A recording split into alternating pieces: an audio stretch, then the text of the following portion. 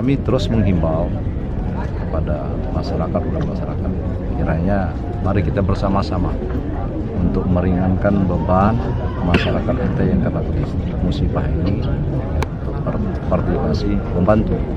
Karena kami mendengar cuman pakaian yang ada di badan itulah yang bisa diselamatkan.